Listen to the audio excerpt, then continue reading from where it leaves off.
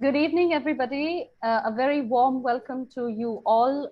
Assalamu alaikum. And whoever understands the salam, it's a warm welcome from my side. Nosheen Yaqub, founder and CEO of Auracious Global Consulting. And we are here on this webinar today that is titled Pinktober Initiative. That's Pink Awareness, a journey from fear to freedom. So first of all, thank you so much, all the ladies who have joined us and my fellow coach members. All of them are associated with Auracious Global Coach Community. And that's why the purpose of this webinar, or informal talk, rather, to hold at the first place.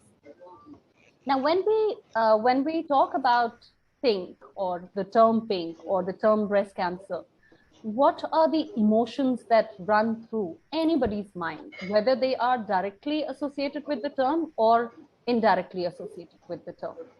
So that is my first question to any of the ladies who would like to answer that. It could be one of the coaches before I formally introduce them, because I want to begin with a note that is rather personal. So anybody who would like to start with, what is their first thought when they hear this word, either pink or breast cancer?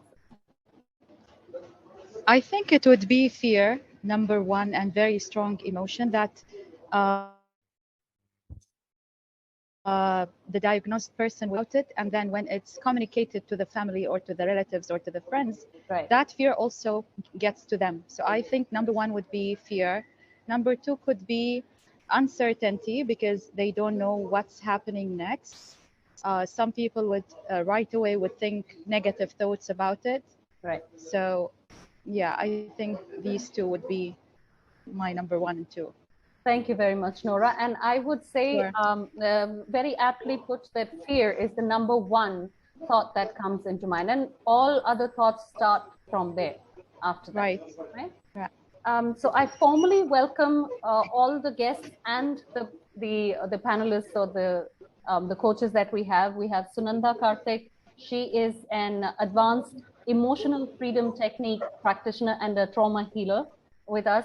Then there is me, Nosheen. I am a personal empowerment coach who particularly deals with fear-related issues, and I help individuals and organizations with that, with their personal and professional challenges. And then we have Noura Al-Hatmi, and she's a success and mindset coach. We happen to be coached from the same academy, so that's the personal connect there. Thank you. And then we have Rachna Arora. She is a yoga, mindfulness, and meditation practitioner. And I know her from my previous organization where I used to work, and the association continues. So thank you very much, ladies, for formally joining us on the webinar today. Thank you. You're welcome. And then we have, for now, we have Hafsa, Dr. Shaheen Khatri, and Saira. Thank you so much for joining us today on this webinar. See, the purpose of this webinar is first to discuss not really the medical scenario or the medical part of it, because there is enough being said on that. And the medical process has its own importance. We are not qualified to talk about that.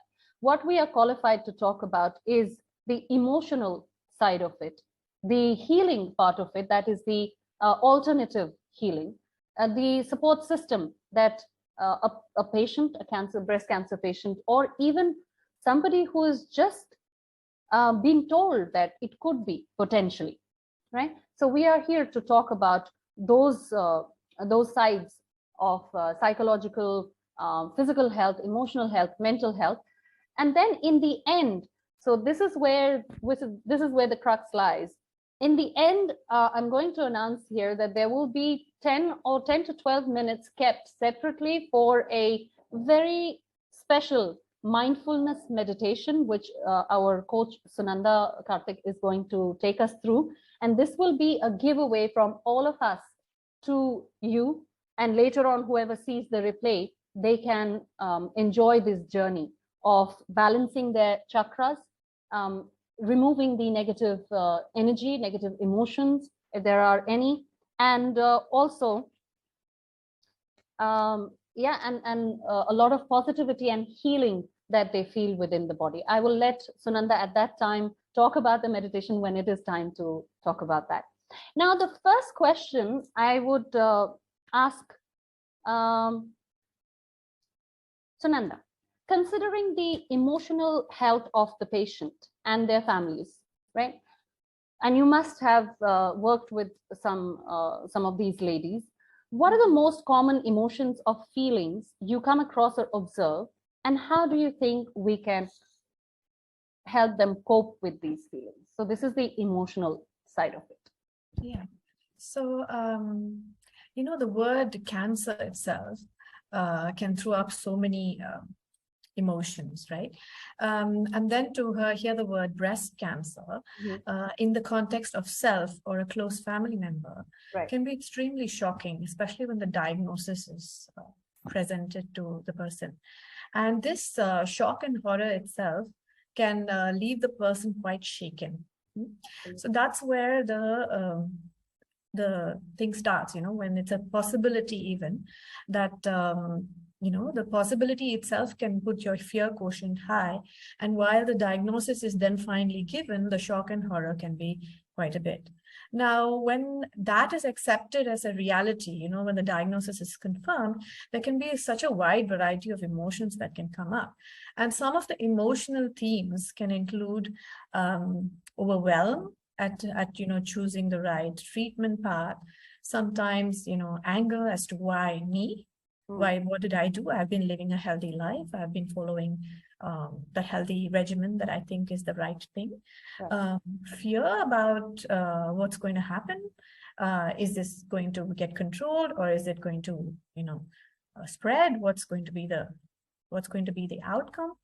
And a lot of stress and anxiety about how things are going to be managed by within the family system, right? So these are some of the emotional themes that can happen or occur when someone's even being tested for the possibility of such a event. So, you know, really being able to stay with these emotions, you know, and process them before trying to even make it into positive is important, to actually stay with each of these rather than rejecting them, because rejection only leads to more complications in the future, because these emotions are really valid, and we are human after all, and these emotions will come up. So acknowledging and acceptance is what I gain from here, that acknowledge your present situation. If you have been diagnosed, or even if you haven't yet and you're waiting for that, accept that whatever the outcome, I am going to either fight it out, or I'm going to go through that process, and I'm going to emerge a winner, whatever the winning you know, definition is for that person at the end of the day. So any other thoughts anybody would like to share on this before we move on to the next question? Yes, Saira, please go ahead. Okay, so when we talk about the emotion and feelings of the patient who is suffering, me being an immediate family member of whom we just lost to cancer, I think our very first phase was denial. Right. I think a very natural reaction, or I must say, can be our defense mechanism, that we won't accept that something this bad is going to happen to our loved one. Right. Then comes the actual repression, when we family members try to hide our sense of deprivation, I must say, in front of that person. Right. It's a mix of, you can say, unexpected emotions, disbelief, the pain of losing someone, and of course that profound sadness that had shattered our life. I remember that many of our early days passed without an eye contact with that one person suffering. Right. So I think at this point we needed someone who could just tell us not just the complexity of the situation, but how things would get better with time, and how we needed to be a strong emotional support for that person suffering. Absolutely, Sarah, because after accepting what do you do about it? Because if you, like you said, denial, and that is the first step, what happens in any kind of change. It's a graph, it's a science. It doesn't come from my dictionary or your dictionary or somebody else's. It is a process. First, there is denial. There is a lot of, mental, emotional trauma and questions and negative self-talk. And that is where the change, the shift can happen. If you continue being in the denial stage, then there is no hope, right? Where do you go from Exactly. there, right? So with the help of support of family, relatives, and we are definitely going to talk about that in the next phase, it is possible to at least either, if it is diagnosed in the early stages, either delay the damage or recover fully. Because early stages, I just did a couple of days ago, I did a live interview with one of the doctors, leading doctors in Kashmir, and she's a colorectal and breast cancer surgeon. And she said that, it's too late by the time people come to us, because they keep it under the cover, they shrug it under the cover, and they don't talk about it, especially women and their family including. So please come out of the closets. That is what my message would be through this. Share your emotional upheaval with whoever you feel is a confidant and will not add further to the negativity that you are experiencing, right? It's very important to support and, surround yourself with people who uplift your energy rather than draining it. Thank you so much for sharing that experience, Saira, and also Sunanda. Now, second question is, I actually came up with the acronym for this, which has a Urdu or a Hindi meaning. EHSAS means emotions, and it all starts from there. Now, EHSAS, E, we have already talked about it, emotional side. H is the healing side of it. In addition to the medical treatment that one goes through when they are in this process of healing, what else can help? What other help is available that they perhaps don't know yet, but can help them greatly with this journey and speed up the recovery, right? Or further prevent the other damage to other organs. Because once it spreads to one, and potentially if you're not being mindful, or if you're not being surrounded by positive people, supportive people, it can potentially damage the other organs as well. So H is the healing part of it. What would you say, Noura, would be the mindset towards healing, since you are from the mindset domain? So what would you say? Accepting or So in my program, we got to learn that each one of us has 5 states. And having said that, there are 9 personalities. So it doesn't matter whether you discover your personality or not. You have to, we always hear that you have to be positive, but it's not also about being positive. It's about, being in the right mindset by being in the right or in the highest state that you are always in. Absolutely. And people who hear about this illness, or just going through the stages, even if they are in their average, they would definitely go through the below average state, and then even to the destructive state. That's the worst state that anyone could reach to. Right. So how do you lift yourself up from being in destructive state all the way up? So the highest state is very good, and then the second one is good state. And now you are really down at the destructive state. Right. So if you don't know where or how you navigate towards your good and very good state, how even you are going to get there. Right. So what you should do, it's whenever you feel down, should be something or somewhere you can go to or do. We call them also buzz moments. It could be something that when you do, you feel very happy about, you lose track of time. You don't say, I want to finish it within half an hour, 1 hour. No, you just keep doing it, Right. just to forget what you are going through. So these 2 points. And then you mentioned a very important point, Nosheen, the people surrounding us. We call them mastermind, who are the good, the positive people around you. Mhm. Or there is another group of people, they are called toxic people. who keep, you know, toxicating you with their poisonous and negative inputs, ideas, and thoughts. That's definitely we should keep apart from. So yeah, those are the points I wanted to share. Thank you so much, Nora, for that and that input. Very, very valuable points being discussed. And I would say, first of all, it directly impacts the person, the woman who is going through this process, this trauma, this pain, this agony, and then the questions: what if the anxiety, or in many cases depression as well, depending on how their internal and external environment is. Right? What kind of people are surrounding? In many societies, we have noticed that people, when they hear this, rather than they would come and say 4 words of sympathy, oh, poor you, this happened to you, why you, and then they would go talking about somebody else's experience, which is more dreaded than this person's experience. She has not even gone to the stage of experiencing that. God forbid, anybody who is going through this, may God give them speedy recovery and bless them with healing. Yeah. So imagine the mental, emotional state of that person. The mindset then just gets fixed in that loop, that what happened to the other person can potentially happen to me, but that's their journey. You're not in their journey. You're not in their shoes. So rather than sympathizing with them and telling them somebody else's dreadful journey, please help them. Even if you can't give a good advice, please keep it to yourself and just acknowledge.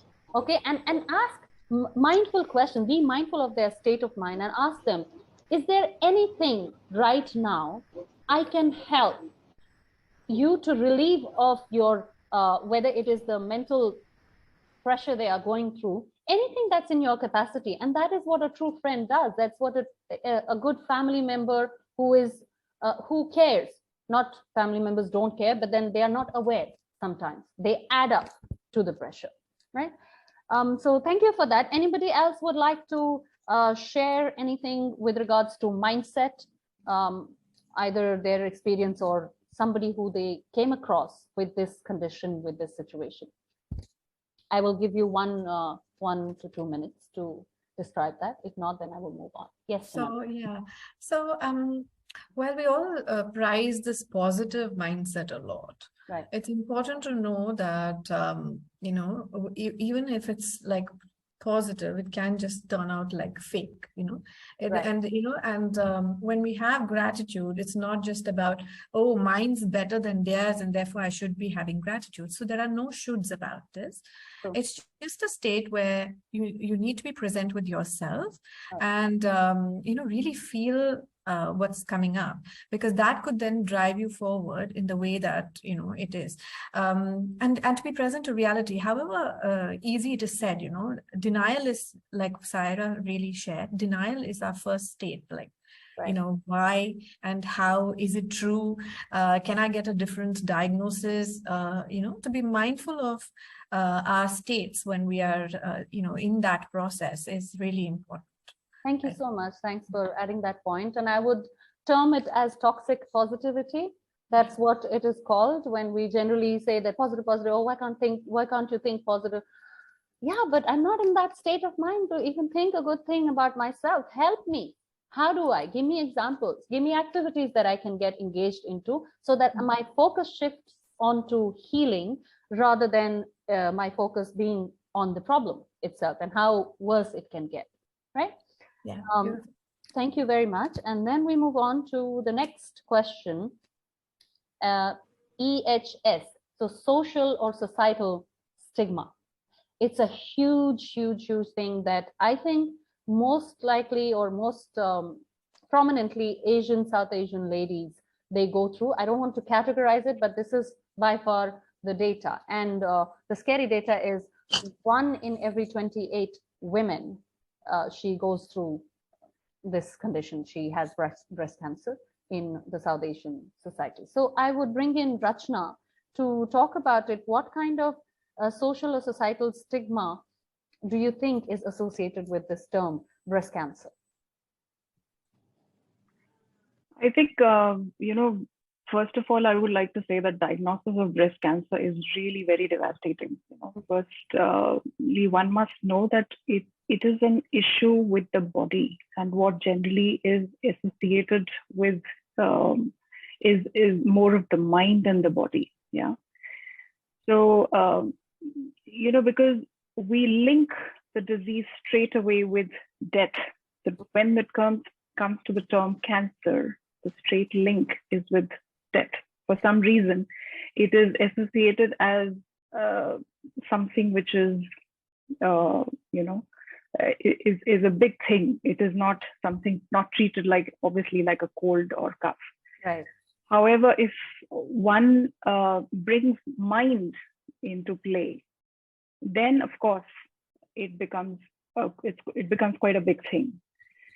So see, what is disease really? Disease simply means body not being at ease. Right. Isn't that? Discomfort. Dis-ease. Body is not at ease, and body has its capability to recover itself unless the mind is not in play. Body has its own capability to recover from anything, whether it is cold to cancer. Mm-hmm. But it is the mind. It is, as you said, the pressure of the society obviously is there. That feeds in that mind as well, that cancer is tough to fight. Cancer is difficult, and that brings the body at that unease. Because or even the judgment, the judgment part of it, societal judgment is huge. Absolutely. The societal judgment, yes, of course. So I say that it is more with the mental way of looking at it, the outlook towards it, that can bring a lot of difference. Yeah. Thank you, Rachna. And I would also like to add, there are two sides to this. When we are talking about the social or societal stigma, one is the stigma that we keep inside of us. We ignore, we don't talk about it, even to our loved ones. Fear, again, the underlying emotion, and then the judgment. Suddenly, that very healthy looking female or woman becomes toxic to everybody. Judging her choice of who she hangs out with, judging her choice of whether she drinks or doesn't drink, smokes or doesn't smoke, likes to have children or doesn't like to, is married or not married. Why? Why are we judging women and waiting for the day, waiting for something wrong to happen with them, and then we start the list of judgments? Why can't you judge them? Or how well is she managing all the other areas of her life, including her work, kids, family, her own self? And why can't we uplift that attitude in women, including our daughters? When the daughters are being born in our families, somewhere there is a silence. Why?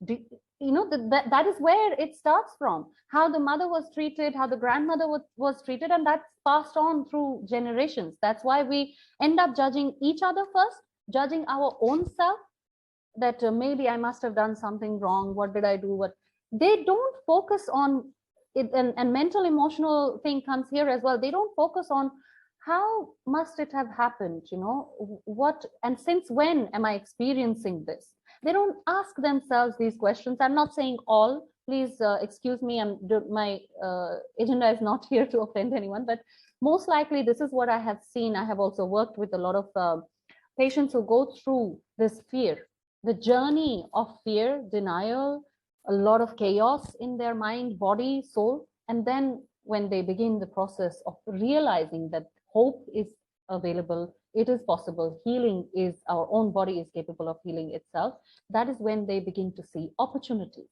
right? Focus on the opportunities, focus on what the right and the authentic information is available from either the experts, whether it is the healing experts, whether it is the medical doctors. And for God's sake, do not compromise on your medical treatment. We are not here, or I'm not here to promote just the alternate meditation or alternate healing side of it. No. In addition to your medical treatment, whatever the doctors have prescribed you, whether it is chemo, whether it is medicine, please keep up with that. And whatever else brings relief to you, right? Because it's quite a painful process. I remember a time when I had fibroids in my breasts, and every single time I had to go for the test, and it used to be a traumatic time for me, because my mother would have 10,000 questions, and then self-examination. Then I would question every single thing about me. The self-doubts and the low confidence started back then.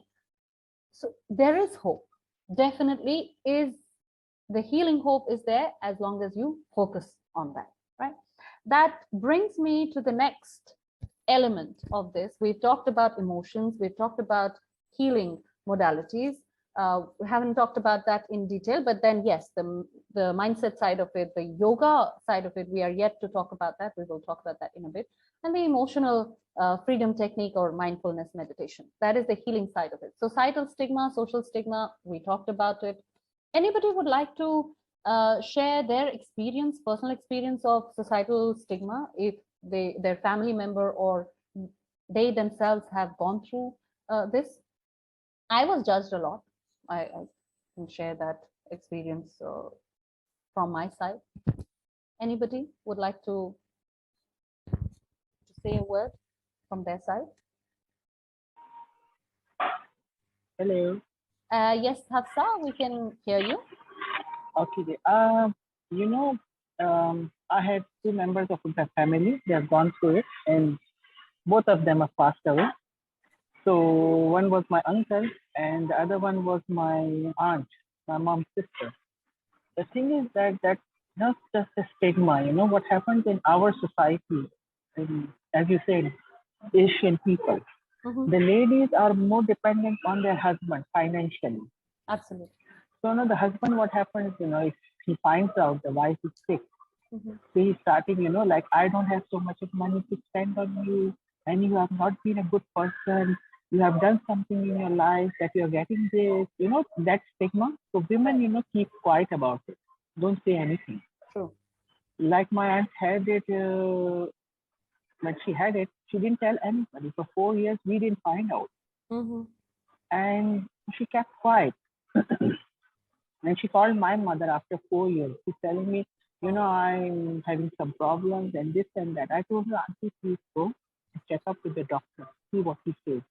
No, if somebody will find out, what will people say about it? I said, you will be the flavor of the month for 1 month, like Baskin Robbins' new flavor, and then people will forget about it. But it took her 4 months to go to the doctor. And he said that her cancer was spread to all her uterus, and her uterus should be taken out. Alhamdulillah, that was good. And she got chemotherapy and everything. The operation was fine, and she survived 10 to 12 years after that.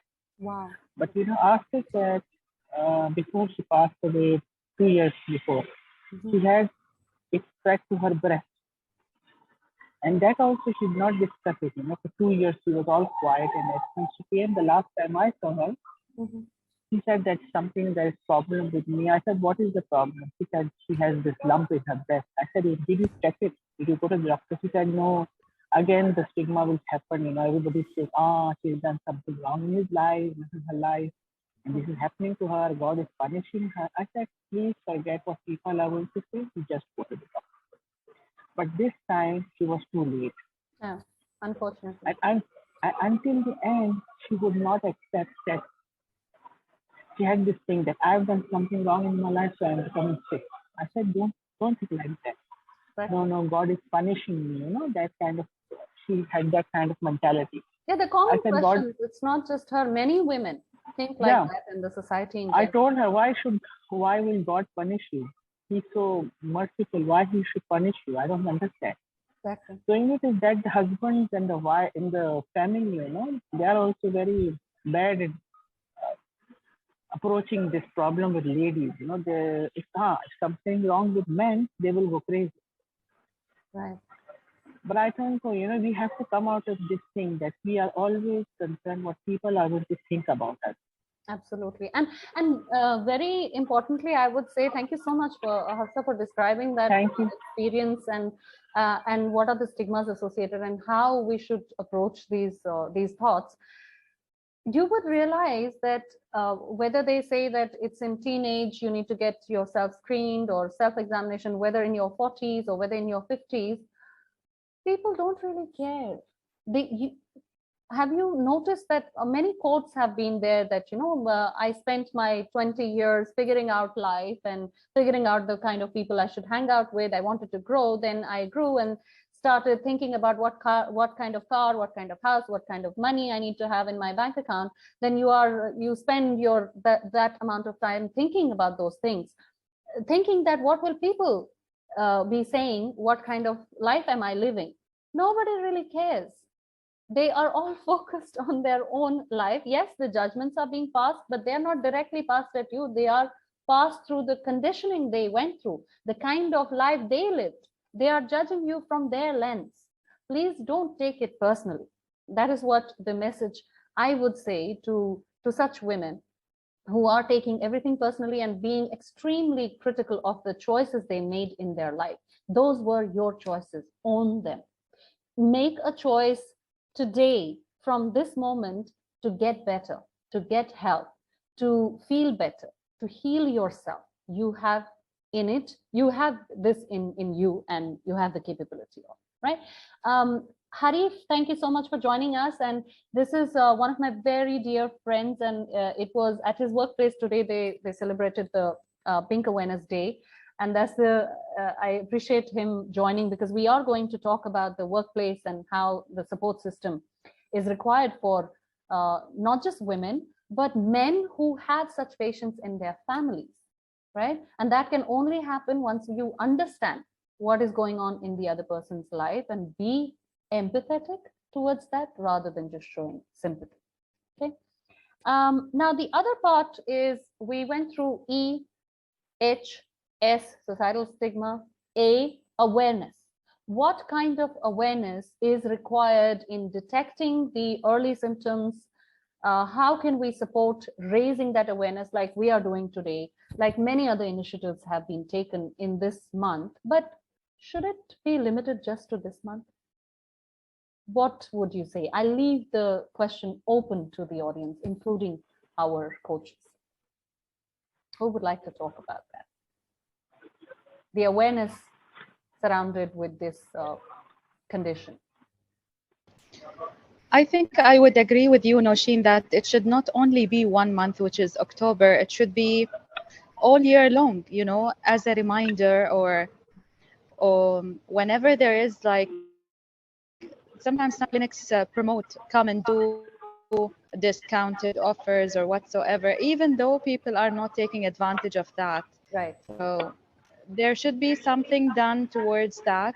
And as for us coaches, I think we can help people by creating mastermind groups or having those webinars being held every now and then, just to spread that awareness, whatever its inability to help them know about this. Right, right. Thank you so much. I would like to mention very important point here.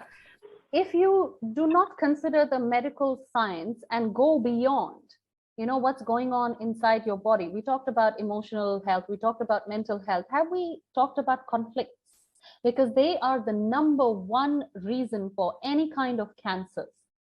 And it is research. It is science. Go read the documents, watch the documentaries. One of them is Biology of Belief by Dr. Bruce Lipton, who is a very well-known scientist. And he talks about how our thoughts and emotions are capable of changing our DNA. So something that you blame on genes, your genome, your generations, stop doing that. Focus on thinking how I need to get better.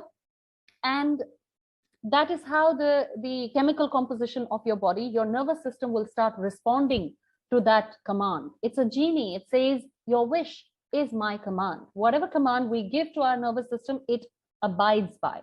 If we are feeding the seed of negativity inside that, oh my God, my next visit to the doctor, or, I mean, with all due respect, I can't emphasize enough that I cannot practically imagine what it must be like for the patient. But this is what I would say from an external perspective, and that's totally my perspective. If you seek help with the right person, seek help from yourself, seek help from the higher source of intelligence that is there, before you end up filling your mind with all other negative information that is available there, right? So, and that brings me to the next element of support system. Now, support system is various support systems are there. Support from your own self. Are you taking care of yourself? Are you loving yourself in spite of what is happening inside and around your body? Are you realizing that capability of self-love and the support from all other areas? So I would like to bring in Harif, if it is okay for you to please share with us what kind of environment did you see at your workplace today? So if we talk about workplace and in general the kind of activities that are held during this month, how is it helping really somebody who is going through? How does this kind of help or support help someone in healing process? I don't know if you can. Harif, can you hear us? All right.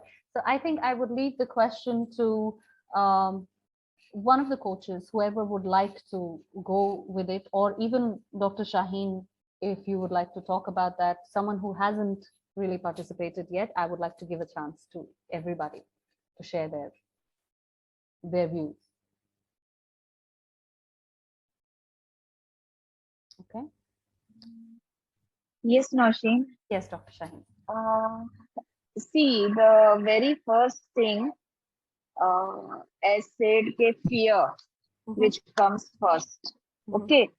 But of course, it's the person who is going through it. I know that very first statement of the doctor changes our life. Okay, yani it's 360 angle, you can say. Right. But the person have to be very strong, because when they go through the mammogram or biopsy, whatever means diagnosis they are going, right, they have to prepare themselves. Okay? Anything can be happened. Right. It's not that after diagnosis only they come to know, okay, this is, but because the process is going on, so maybe there are chances. So the person have to prepare themselves. Okay, maybe positive or negative, whatever comes, absolutely, I will fight. And whoever you believe, maybe Allah or God or Bhagwan, whoever you believe, absolutely, put your 1000% trust in him. Because he has given you a healthy life and he has given you this disease. This is a trial for you. Exactly. So just take it as an exam or whatever you say, and just accept it. And of course, family matters. The support from the family, it plays a very big role. Friends, I'm very lucky to have a friend like Hafsa. She's more than a sister to me. Wonderful. Seriously. Wonderful. She was always there, every day calling me, and believe me, I haven't informed even to my relatives because I know what is going to come from them, not to all friends also. Right. So very selective people I have informed, and alhamdulillah, I'm lucky to get all positive things from them. And maybe this is the reason of my fast recovery also. Of course, there was fear, but even my husband and my son also, they were literally broke down. Right. But because I was strong enough, they also became strong.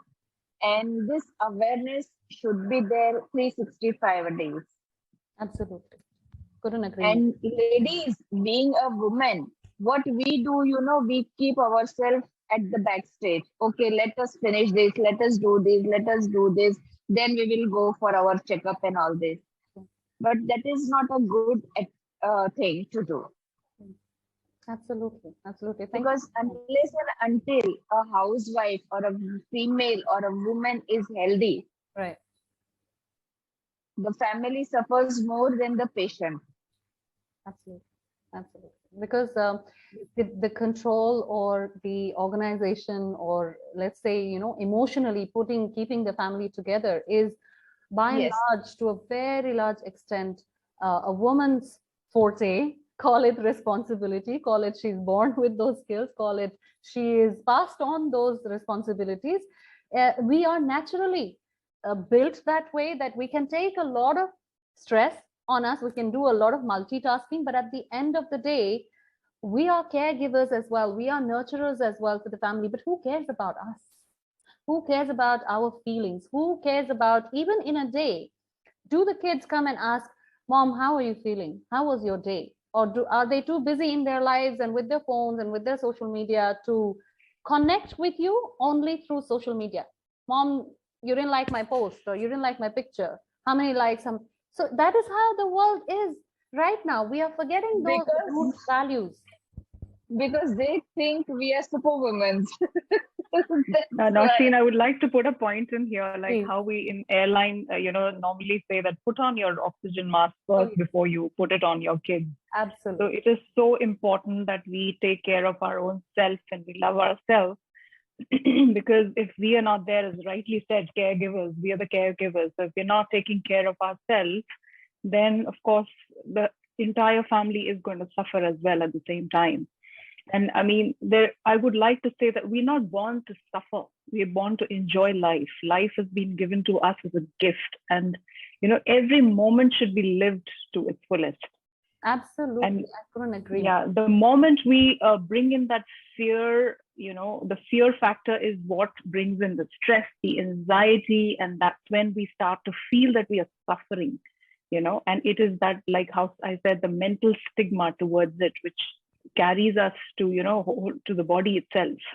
Something that happened even in COVID times, even during COVID, it was more of the mental fear than it was, anything to do with the body. The body could have healed on its own, but then the mind, the anxiety, the stress pulled everybody down so much that it became such a big thing. Yeah, and that's why there were so many deaths, because if you see the data back in COVID, the deaths were not really because of the physical complications or the medical complications that happened.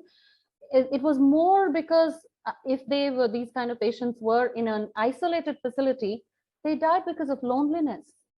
They died because there was nobody else to hear them out. It was a sudden shift in the environment they were used to and the environment they were in at that time. So, that is true, exactly. And I mean, I would say that death is certain. It is predestined. It is fixed. Just as our date of birth, our birth of death is also, fixed. So irrespective of what our body goes through, it is the fear, the anxiety which is associated with us that brings us to the disease.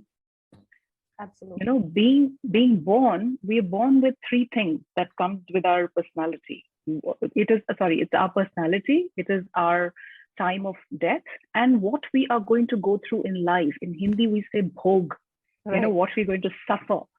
So and the effect of this suffering, if the effect of this bhog can be minimized, of course, I'll bring that point here now, being into yoga, that if we do yoga, we can minimize bhog. And or otherwise we are easily get trapped in rog, which is disease. Yeah. So very creative. Yeah, it just rhymed it. Yeah. That it's bhog, which is where we have to go through certain things in our life, whether even if it is a disease, if it's an issue with our body, we have to go through it. Yes. But it can be minimized if we approach it from a relaxed state of mind. Absolutely. And being strong, like how Dr. Shaheen said. Yes. You are strong. Thank you so much, Rachna, for saying that and bringing in those beautiful elements of bhog, rog, and what else? Yoga. And of course, yoga, the most important one. So I would like to say here is awareness we were talking about at the workplace and the kind of support system we have. I will bring in Nora here. What do you think is one activity or one thing that can help such a patient at workplace from their colleagues when it comes to promoting a healthy mindset? What can they do? One tip.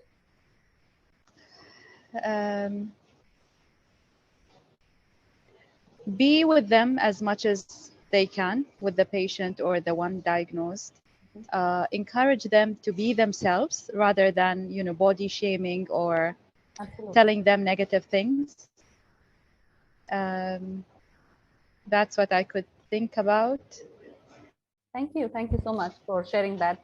What Thank about you. the other, Sunanda? Yeah, I would say creating a positive environment in the house. Yeah. Not talking about it as something scary or as something big, you know, taking it like everyday routine, you know. And of course, change of place can help. Sometimes to some people, change of place helps. Right. So if, you know, they can try that out. Yes. Yeah.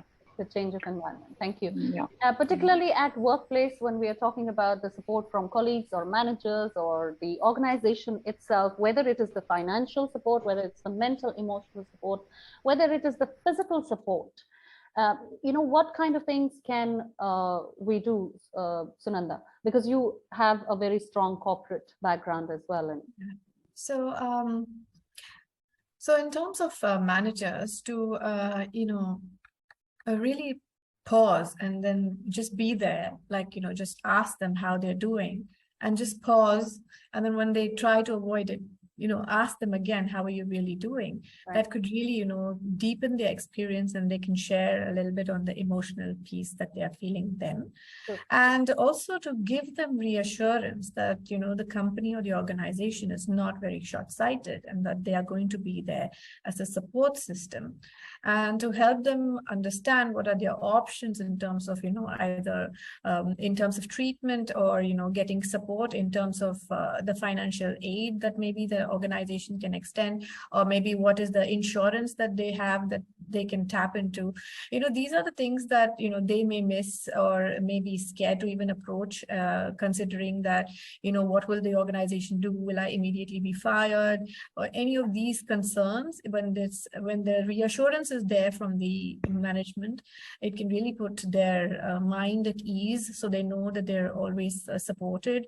And to also let them know that how, you know, how they can manage their treatments and how they can support themselves through how flexible the, you know, the work can be to support their treatment schedules and so forth. And to also know that they can be supported in realignments if required. That would really, I think, ease a person's mind in terms of, you know, the suffering, in terms of the financial stress that a person may be, especially if they are the primary breadwinner, right. Which can happen. So that would really go a long way, I feel. Absolutely. Thank you so much for making those, you know, invaluable points, because some women are single parents and they have added responsibility on themselves to manage kids, manage their work, manage home, manage thinking about the future. That's where anxiety creeps in. And underlying emotion is always fear of the future. So in order to help them realize that they are stronger than that fear, help them maybe sometimes with the kids.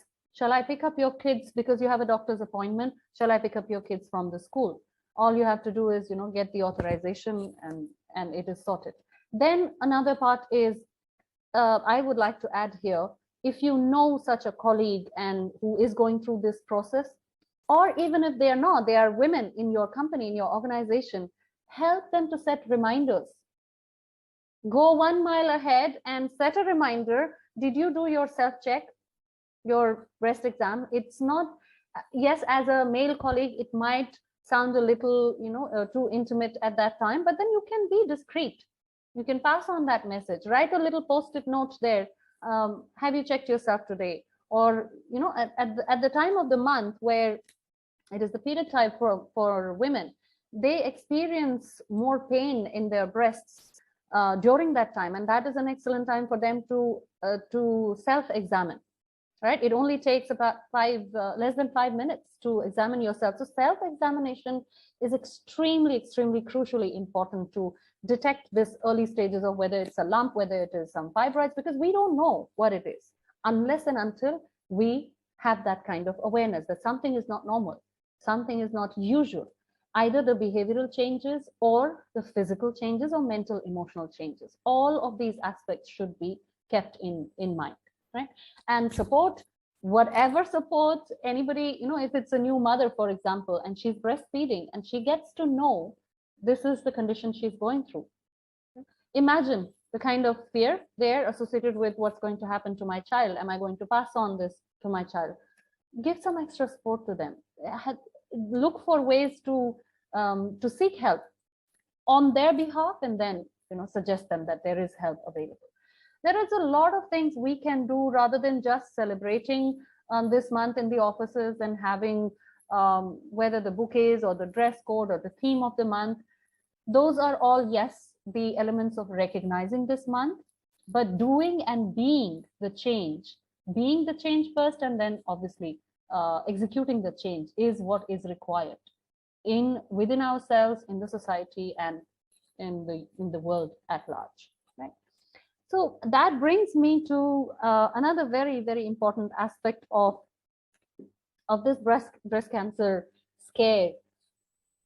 What kind of freedom are they looking at, these patients or somebody who has been recently diagnosed or somebody who has been living with this condition a lot? Any of the coaches can also answer that. And if you came across anybody, a patient with this kind of thought process, what kind of freedom are they looking? When you go through their set of values or outcome exercise, what is it that you want? So what kind of freedom are they looking at? Because it's a journey from fear to freedom. What would you say? I leave it open to the coaches. Anyone can share if they have had such an experience with any patient. So Nanda, you work a lot on emotional freedom. Okay, sure. Right? So in some of the cases, I notice it's just that freedom from the stress of having to manage all of this, and definitely anxiety about the future, right? And so if these two, they're able to free themselves from in terms of getting enough support, like you mentioned, societal support, right? There is so much stigma attached to it. There's so much of hesitancy to even share, because the expectation of support may not be met by the family, And if people are aware, they can then reach out. There are so many Facebook groups, communities, which are more supportive than our immediate dear ones. And support is available in so many different ways, right? So it's no longer such a closed society, but to find the right support group is very essential, because the expectation of support from families, it may or may not happen. It may not be a reality, but then when it's extended, like you can reach out to communities who are more aware, more conscious, more supportive, more able to help them realize that there's nothing wrong with them. It's just a manifestation in their cells or bodies that has happened. So this would really help them, lower their stress levels, the blame that they may feel, that they have done something wrong. I think someone shared, I think Hafsa shared, that they have done something wrong, they're being punished, or blaming their immediate family for this. Either way, the blame or even the blaming God can, be reduced, and they can feel more supported and more able to live in their current situation. Absolutely. Thank you so much for sharing. I think I would just like to add in one point in here, which is freedom from expectation, because a lot of us do have expectations of number of things, expectations from our spouse, expectations from our kids, from our colleagues, from our bosses, from our friends, and which is what also kind of binds us into that, that if it's not done, it leads into a different kind of stress. It's a very subtle thing if you think about it. It leads actually to a negative emotion called hurt. When your expectations are not met, you're hurt. And a lot of people do hold it inside and they don't even express it. And that kind of, brings about conflict, because out of frustration, then it ends up into conflict, and conflict leads to, so it's a chain of things that happen from one to the other. So I guess freedom from that expectation also, which we need to introspect and see, where is my expectations? Where do we have expectations from people? We need to cut chain and see that how we can be free of that. I think that also would help. Yeah. Absolutely. Thank you so much for sharing that very important piece of information. And I will also say that whenever there is a problem, it is always stuck in a boundary. You make a boundary, you make a loop of your thoughts, and that is where it is problematic. Once you're able to smash that boundary, the problem no longer exists. Even if it's physically there, you are acknowledging, yes, there is something very unusual, and I need to approach it in whatever way that is available, within or outside of you. So acknowledgement and acceptance is very, very, very important there. Talking about lifestyle, what do each one of you think in terms of your own respective domains? I will bring in Nora here. What would you think is one lifestyle change they can, according to the mindset, they can do, such a patient or anybody in general, when it comes to thinking about breast cancer? I would say, for them to be themselves,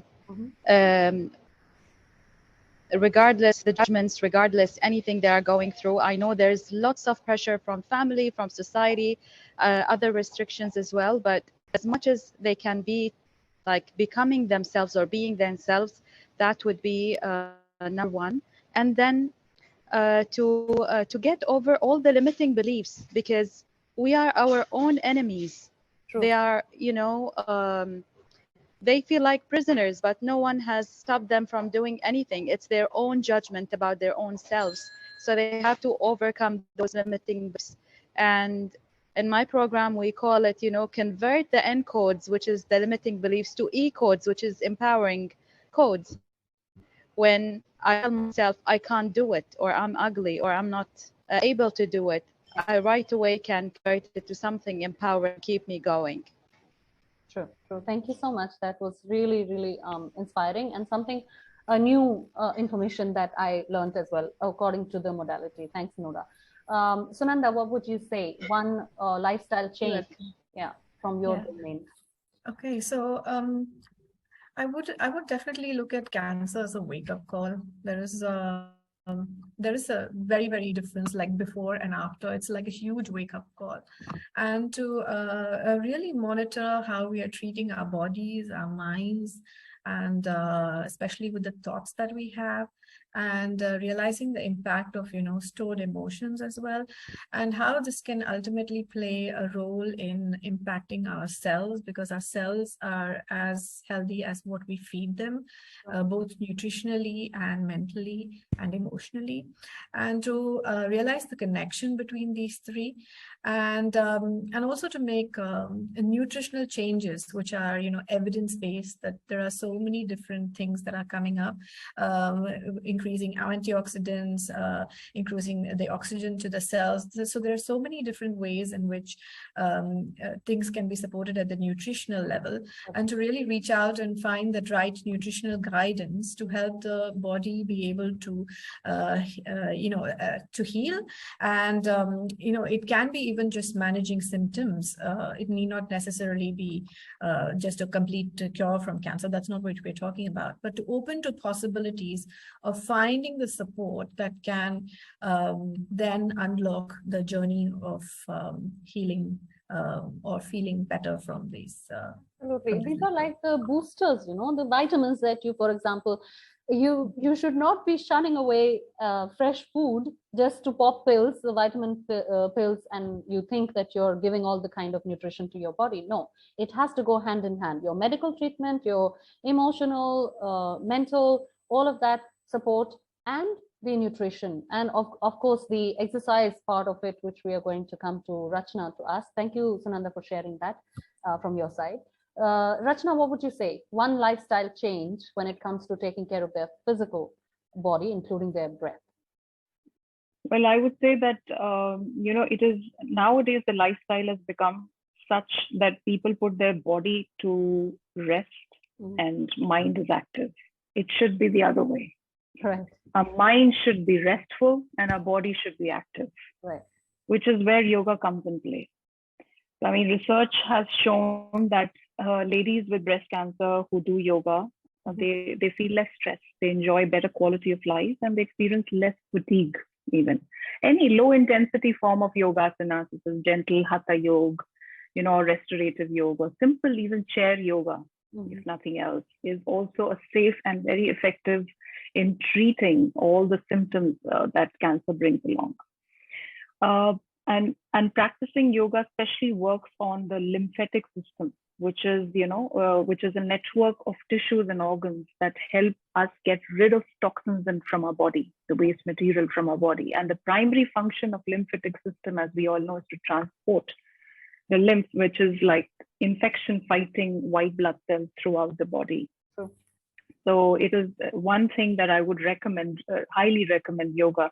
Another thing is pranayama and meditation. Practicing pranayama and meditation can help strengthen the body. It can help reduce stress and bring that feeling of positivity and energy within our body. Yeah, I mean, pranayama is it strengthens our respiratory system as well. It improves oxygen, like Samantha said, it's so important for that, to improve oxygen absorption, and it purifies the blood, and it helps maintain a healthy lymphatic system also. So what is pranayama? Let me just give you a brief idea about this so that you have a good understanding of this. That prana actually means life energy, life force, and yama is to regulate. So when we regulate our breath, when we regulate the prana, the breathing is normal. The prana flows, very smoothly within our body, effectively within our body, freely. So see, body as we see is the gross level, right? And the mind is the subtle body, and the bridge between the two is the prana. So when the prana flows freely within our body, it doesn't let any of the organs get affected. I mean, it removes the blockages if there are any in any of the chakras, what we call, because which is where if the chakras are blocked, then the organs are affected. So if we are breathing efficiently, so we're doing the pranayams, we're letting the prana flow effectively within our body, then we are, the chakras are working well and the organs are all healthy. So it's very, very important that we do pranayam, and meditation is, of course, the best thing one can do to oneself. Yeah, just about 20 minutes of meditation can really relieve us from stress and from anxiety. And I believe Sunanda has a beautiful meditation lined in for us, so I'm waiting for that too. Thank you. Same here. So that would be my tip, yes. Thank you so much, Rachna, for that. And I would like to make an announcement here. If any of you, you personally experience any kind of symptoms, or you've been diagnosed, or your friend or family, any relative, any colleague, please refer them or support them in a way that is organic for them, that is helpful for them. Do a bit of a research, talk to some experts, and then help them with the right kind of information, rather than just dumping information on them. You can do this, you can do that, that doesn't really help. That only adds up the stress, because they don't know which one to choose. So as someone who cares, try and spend that time, maybe get in touch with the professional first, or the expert, or even the doctor, the right kind of doctor, not just any oncologist, a breast cancer specialist I would recommend here. And because when you go to specific help, you seek specific help, you get specific result. If you're just going without any direction, without any awareness, you may get help, but it may be delayed, and it will eventually delay the process of recovery, right? That's the point I wanted to make here. And very quickly, I would like to share actually what my daughter was up to today. And if you all can see this screen, can you see the screen, everybody? So I just told her that Mama has to do this session today, and we both did it together. She made something for in line with the theme of the month, and this is what she came up with. And all the words that you see there: courage, love, help, faith, hope, believe in yourself, peace. That is all she understands at this level. She's just 5. But we can help people who are not aware of these emotions, help them understand these emotions with the right kind of information, right? That was a little, and here is the actual thing that she made. She spent whole afternoon doing that, and I really appreciated that at this age, if she understands emotions and she feels the compassion and the empathy for others, it's going to go a long way. And that's the kind of values we would like to see in the future generation as well, right?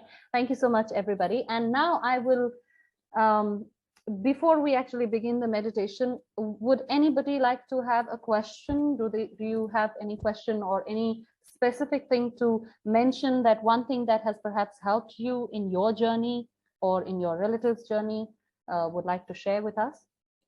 And then we will move on to the meditation. Anybody? All right. I think, Sunanda, we can begin with the meditation part, and I'm so looking forward to it. Just let us know what exactly you would like us to do. And Sure. So like Rachna really beautifully mentioned, our chakra system is responsible for keeping us really healthy. And there are many ways to keep it healthy and functioning well, of which today we have chosen a guided meditation process, which will help release any past negative emotions that may be stored in our body, and all lower vibratory thoughts, and raise our energy to a more a spiritual level, where we can then experience a balanced state through balancing our chakra system. And I really appreciate this opportunity, Nausheen, to share this meditation, and I hope everyone benefits from it. Thank you so much. It's a gift. It's a gift from your side and from our side. Thank you. So just to be comfortably seated right now, and taking a deep breath in, inhaling through the nose and exhaling out through the mouth. And a lovely little deep breath in again, through the nose, and exhaling through the mouth. And really coming into a state of relaxation. Just relaxing the body and the mind. Visualize a golden ball. A golden ball floating above the head, the top of your head, and see it float down. This golden ball is all the way from source or super consciousness that holds no judgments against us and is all merciful, loving, and kind. Just allow this golden ball to just float down and touch the top of our head.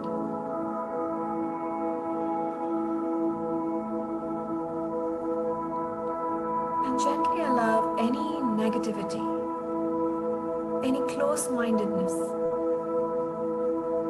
attachments or expectations to be released from the top of our head as a black cloud, and letting that energy be replaced now with a beautiful golden light.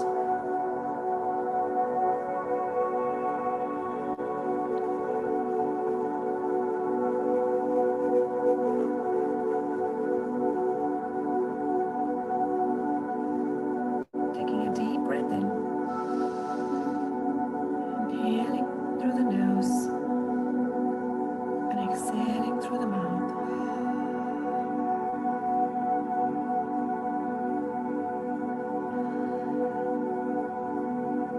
Letting this energy, the golden energy, mix with the violet energy of the crown chakra.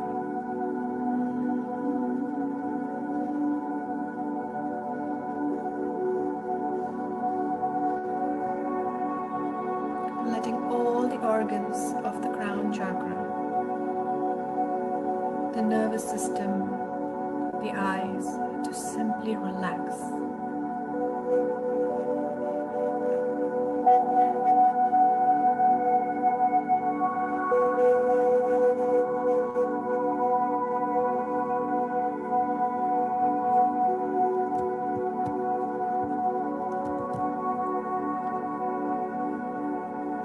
this affirmation to yourself. I am divinely protected and guided and at peace.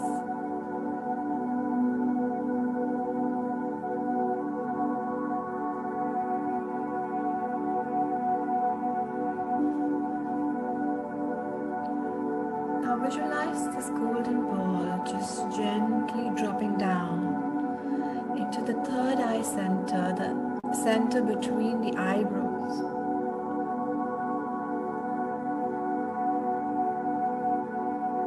Connected with the pituitary, the hypothalamus, the nose and the left eye.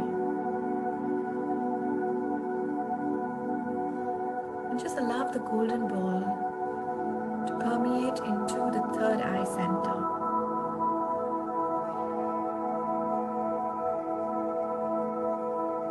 Taking a deep breath in through the nose. Breathing out through the mouth.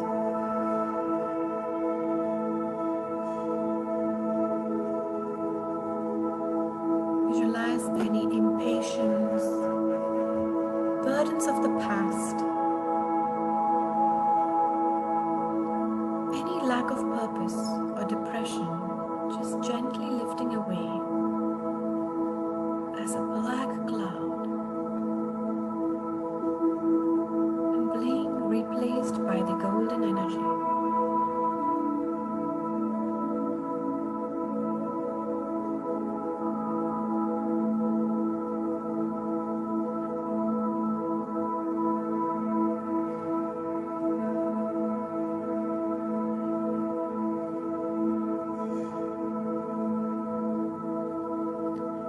And let the golden light mingle with the indigo light of the third eye chakra.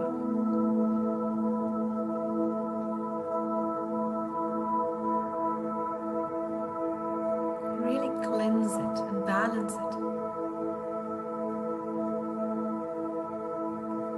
And affirm to yourself, I am open to new ideas, people and situations.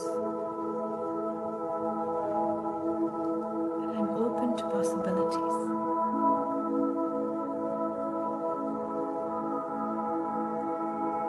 Beautiful. Now let the golden ball separate from the third eye and drop into the throat chakra area. The throat, which will then cover the entire throat, the thyroid, the ears and the jawline.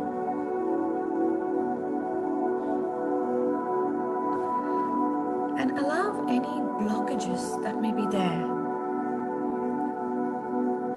that prevent you from expressing your truth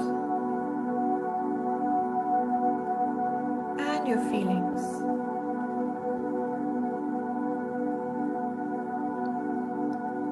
To gently lift away like a black cloud and letting this golden energy clear the entire throat chakra area.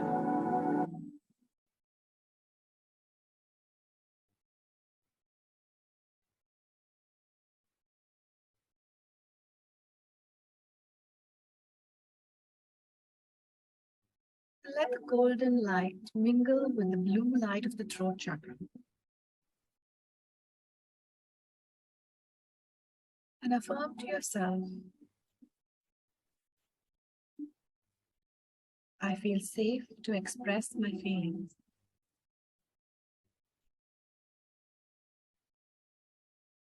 I love, trust, and respect my creative gifts.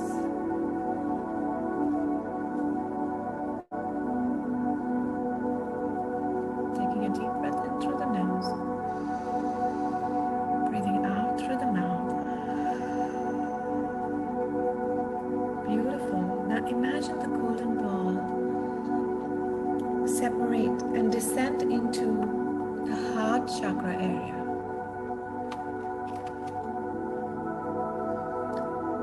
And let the golden ball energize the thymus, heart, the entire circulatory system, and the arms. And visualize any hurt or betrayal, or lack of love and acceptance. Leave the heart chakra area in a black cloud and fill this energy, this area, with the golden energy from source.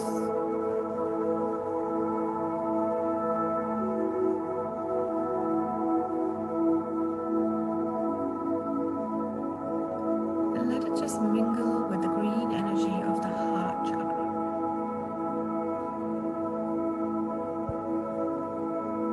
Purifying, lifting, energizing.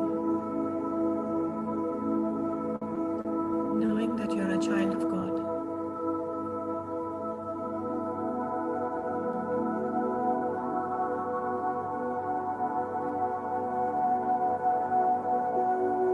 And affirm to yourself, love is the purpose of my life.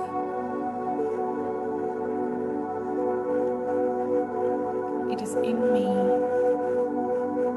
and I spread it everywhere.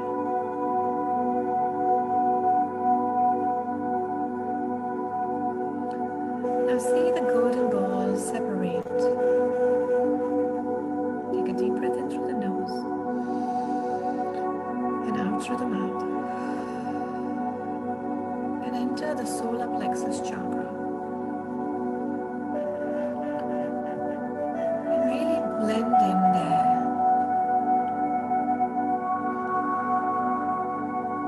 And touch all the digestive system, the pancreas, the liver, gallbladder, intestines, and spleen.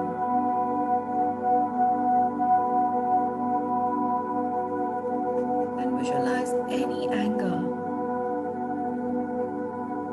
inability to digest life, any loss of power,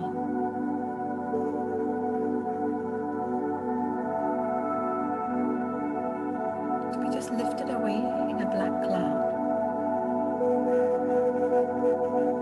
And fill this energy, this area, with the golden light, and let it just mix with the yellow light of the solar plexus chakra.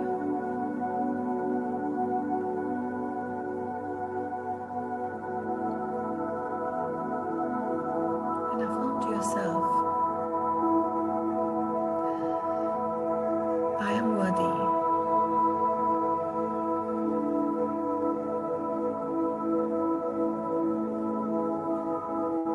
Beautiful.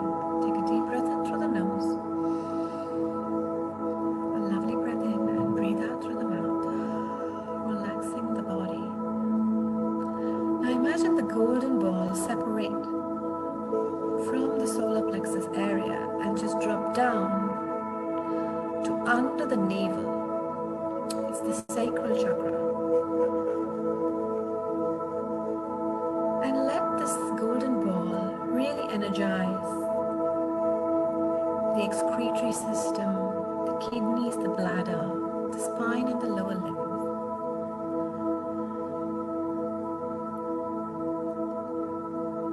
And the entire reproductive system.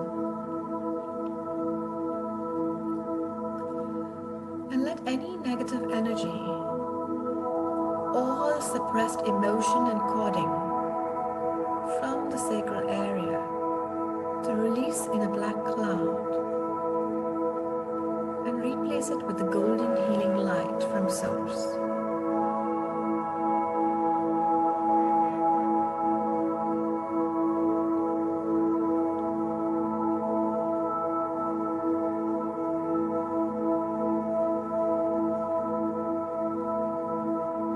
And affirm to yourself,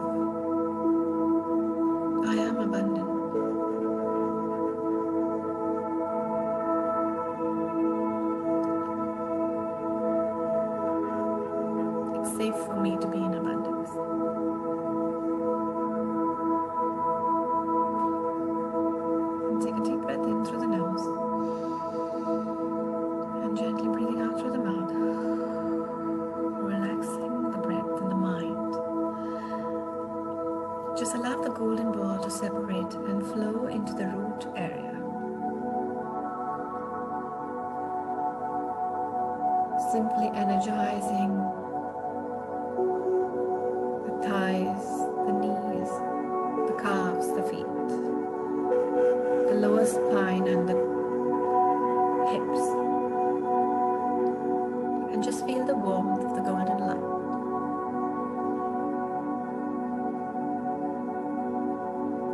And visualize any fear about the current situation, fear about the future.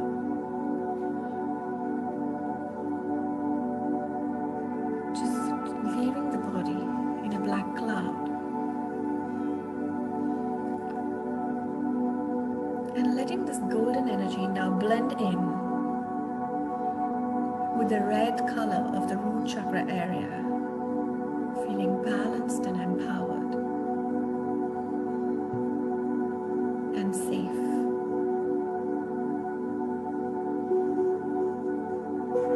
Affirm to yourself, I'm safe and secure. I love my feet, they show me the way.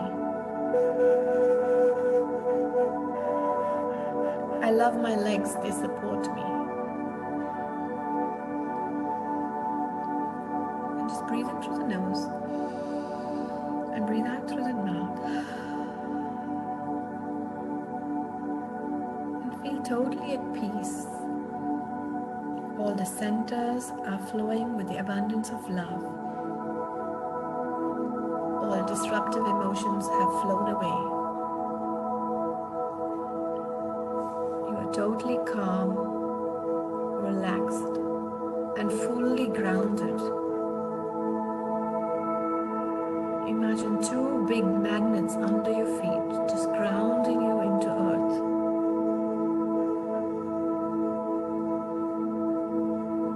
And now imagine all that light, the golden light, fully surrounding you and expanding into your aura.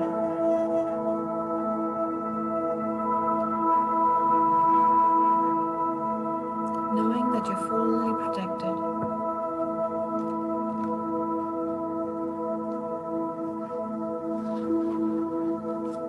Taking a deep breath in and breathing out through the mouth. Very slowly, very, very gently, whenever it feels completely complete, you may open your eyes.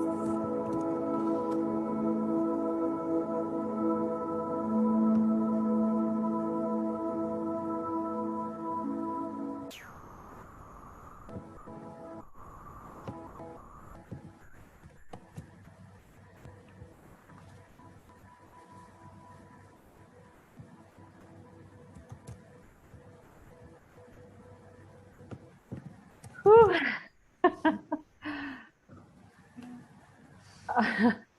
I don't know, I'm back. Thank you so much, Sunanda. This was such an amazingly beautiful experience.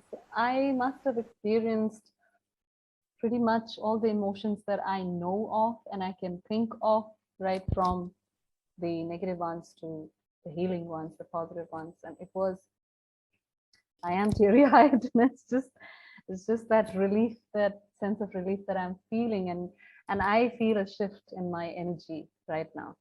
So thank you so much. I would want other participants to please share their experience. This was mine, just in the next 5 minutes, and then we can close. How was this gift? How are you feeling? Anybody? Amazing. Thank you, Harita. Thank you very much, Sunanda. Thank you, Rasta. Thank you, Sunanda. No words. Seriously. Mm-hmm. Thank you, Dr. Shaheen. You see, there was a question from Dr. Shaheen in the beginning. What is the purpose of this? Thank you, Saira, for your comment. Beautiful and very soothing. Absolutely, that's what I felt as well. It was like, what is the purpose of this meeting? And rightly so, we want to know why we are here today to talk about what really.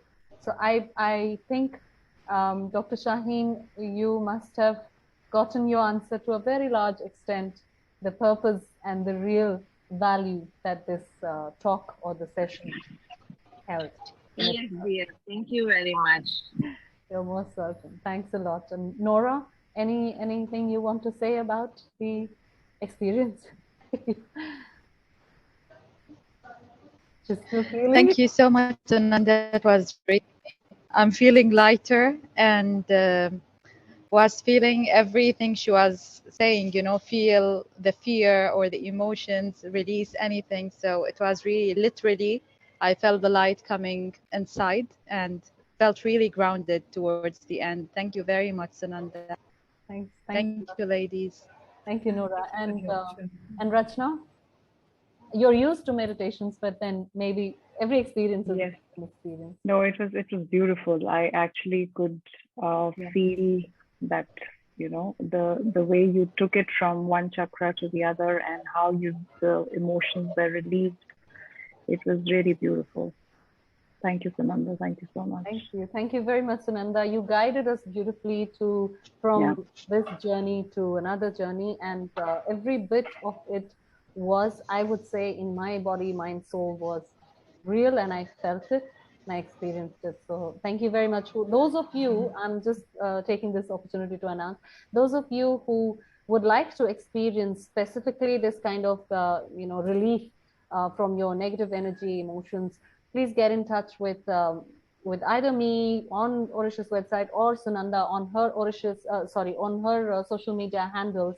She is available by the name of the Healers Realm. The Healers Realm, yeah. On Insta.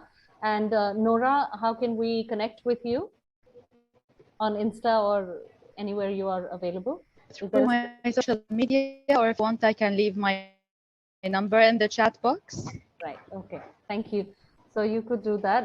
And Rachna, it's yoga with Rachna? Yes, yoga_with_Rachna. Otherwise, I can also leave my number below. Yes. Yes, please. Yes, please. And I am founded by the name of Yaqub Noshin, or Auracious Global Consulting. That is where you can find me, and my contact details are everywhere there on the website. So those of you who would like to take a note of these contact details, I think I will just leave the chat box open. Thank you very much, everybody. Ashin, yes, I would I'm like to give a very short surprise gift, if I'm allowed. Yes, of course. Gifts are always. This is a beautiful gift from Sunanda, but a very, very small, but just a 1 minute thing, an exercise that I would like each one of us to do right away. Right. It's just a short breathing test, yeah. So we'll put our right hand on our stomach and our left hand on our chest. Mm-hmm. And we can take a deep breath in and breathe out. What I want you all to observe is that what part of your hand, which hand is moving as you breathe in and breathe out. Yeah. So let's take a deep breath in and breathe out. Let's do it one more time. Breathe in and slowly breathe out. And gradually open your eyes. You can release your hands. And a quick question to all of you. If you can tell me which hand moved in as you breathe in. Which hand moved out and which hand, how was the movement of the hands? If I would mention mine, maybe I don't know if I was doing it correctly. When I was breathing in, the left hand moved out, right? No, okay.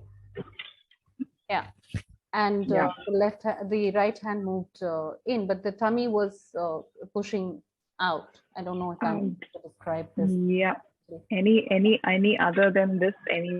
Anyone experienced left moved out? Same. Okay. Sunanda?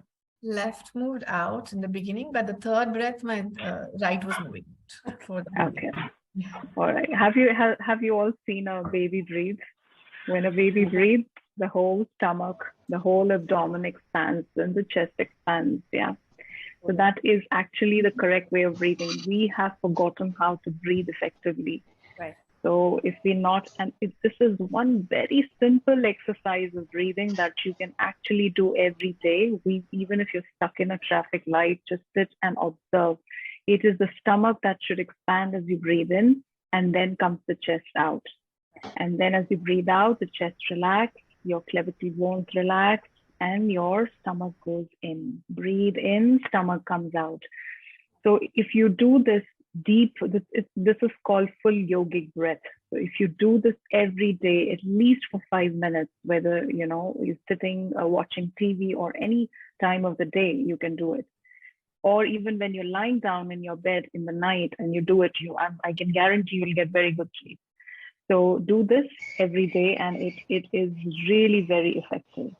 Thank you so much. Thank you very much, ladies, for these beautiful gifts. And I think this extends, we may at some point in time conduct just a meditation where we can, Nora, you and me can bring in the hypnosis element in this, and healing through hypnosis. We have breath work, we have emotional freedom technique, and we can do that as a special webinar for people, or maybe even on site. We are planning something at the back end, so you will see Inshallah. Inshallah. Thank you for this webinar. Thank you very much. Thank you for everybody who has participated. Those of you who will be watching us live, please share this experience, whether you are into that meditation part or you are watching it in parts. Please experience this and share it with others as well. Do not just keep it to yourself, because the more you spread positivity, the more you spread good things, the bigger they become. All right.